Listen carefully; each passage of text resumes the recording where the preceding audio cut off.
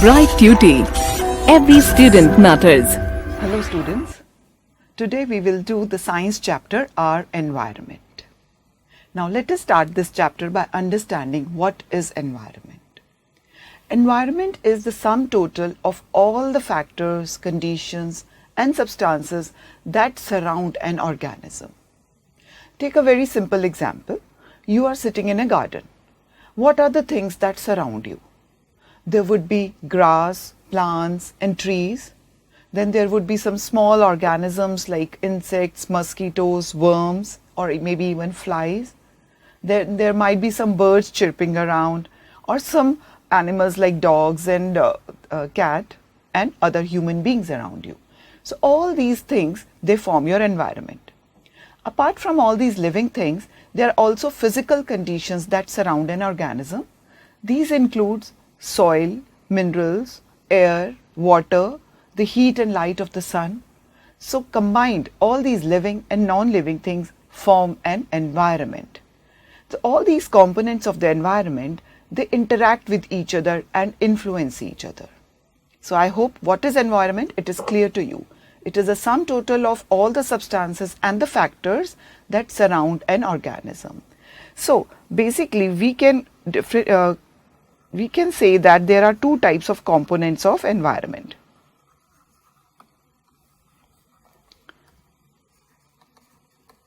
First is the living components and second one are the non-living components or the physical factors.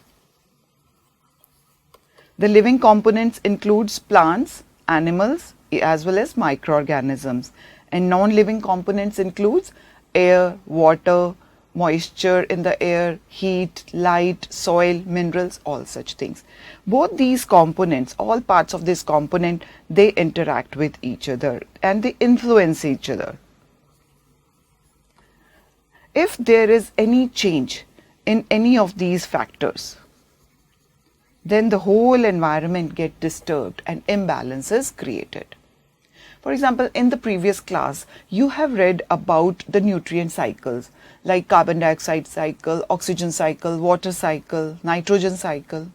In all these cycles, the nutrients change one form to another in the environment to complete the whole cycle.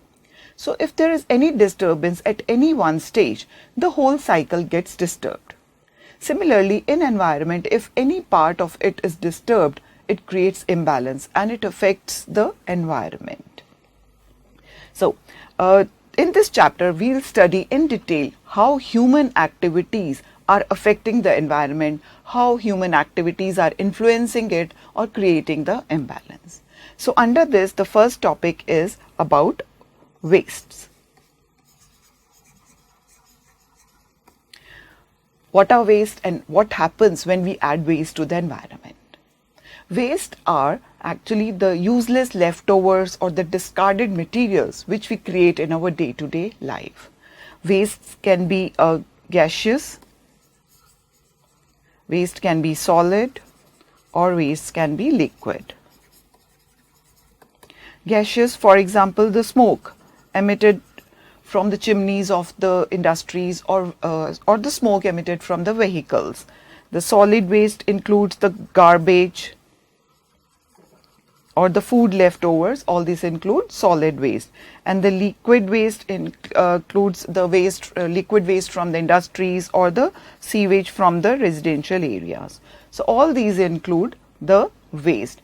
We can divide the waste into two broad categories, that is biodegradable and non-biodegradable.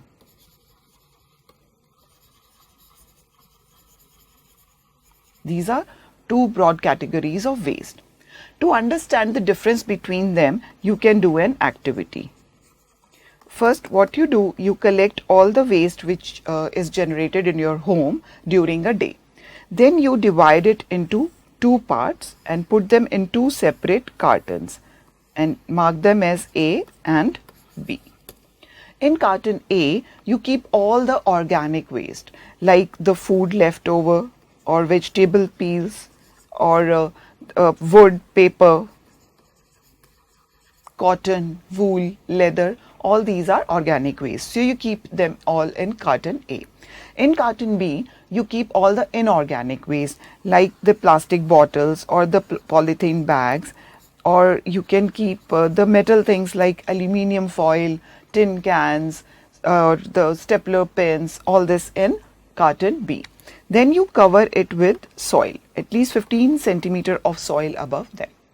And then you have to observe these waste after an interval of 15 days.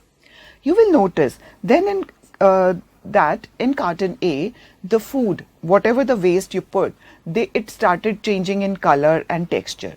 It basically started to decompose by the action of decomposers, bacteria and fungi. But in carton B, you will notice there is no change, absolutely no change even after so many days. So that is basically the difference between biodegradable and non-biodegradable waste. Biodegradable waste are those wastes which are broken down by the action of saprotrophs and the decomposers, and they are naturally disposed of. But non-biodegradable waste are those waste which cannot be broken down or disposed of by the decomposers and saprophytes, that is the fungi and bacteria. So they remain in nature as such. Now, no matter what kind of waste it is very important to dispose them of properly.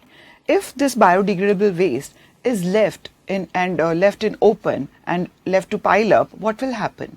It will start stinking because it releases gases. It will also become a breeding ground for mosquitoes, flies, and even disease-causing pathogen. On the other hand, the non-biodegradable waste, it is even more difficult to dispose them of properly. When they are burned, they release harmful gases and cause air pollution. If they are left in open in the land, they change the salinity of the soil and that land becomes unfit for agricultural practices. If they are thrown into the water bodies, they cause water pollution and they harm the aquatic life. So from this, we have learned that the proper disposal of waste is very important.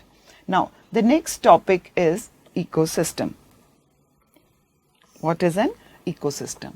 An ecosystem is a self-contained ecological system consisting of both living and non-living components in which interact with each other. An ecosystem basically just needs an input of solar energy, then it is a self-contained system. Ecosystem, I can explain you further. We can divide it into two broad categories. First, it can be natural. For examples of natural ecosystem can be the terrestrial, like a forest. Forest is a natural terrestrial ecosystem.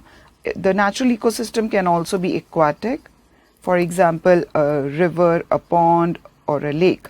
These are natural aquatic ecosystem. They have living components, they have non-living components, all interacting among themselves and a self-contained system. Then apart from this, the ecosystem can also be man-made or artificial. All right. Example can be a garden or an aquarium. These are ecosystem, but they are man-made. Now, to understand the parts of ecosystem, you can also do an activity.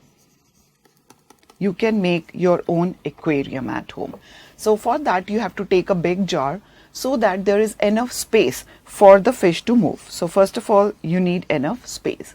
Then you will add water to it because fish cannot survive without water. Then you will put a few fish into it, 1 or 2. So apart from water and space, what else do fish need? They'll need food. So for that, you will add fish food into that aquarium, which is easily available in the market. Apart from this, fish also need oxygen to respire, to breathe. So for that, for circulation of air, you will put a pump or an aerator into the aquarium. Or you can also even put some aquatic plants into it, which will release oxygen during photosynthesis, and they will also act as food for the fish. So basically with this you can understand what are the requirements for an ecosystem. Some physical factors like water, food, oxygen, and some living things like plants. Right? This forms an ecosystem. One more thing, that you need to clean this aquarium once in a while, periodically. Why?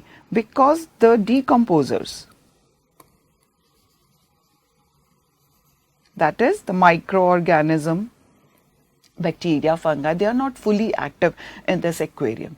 But in nature, decomposers are fully active, fully functional, so there is no need for cleaning. So the cycle, all the nutrient cycle are automatically completed. An ecosystem just needs an input of solar energy, and then it becomes a self-contained system. Now let us further see what are the components of an ecosystem.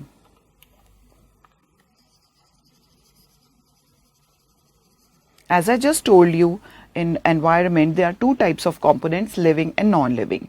So the living components are called the biotic components, and the non-living components are called abiotic components.